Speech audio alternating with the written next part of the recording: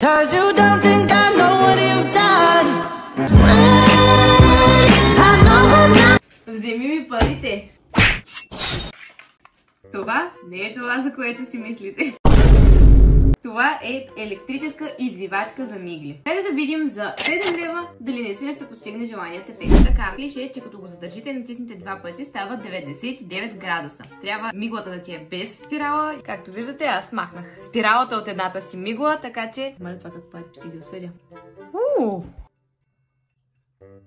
В принцип се усеща една топлина, което не знам дали е нормално. Хора, съвсем леко ги изви нагоре, не знам дали вие виждате разликата от преди малко. Пише, че когато се добави спиралата, вече се вижда крайният ефект.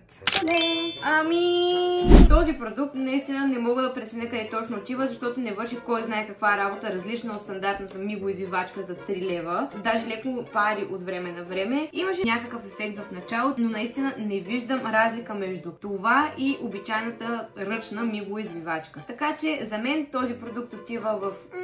Вие си преценявате.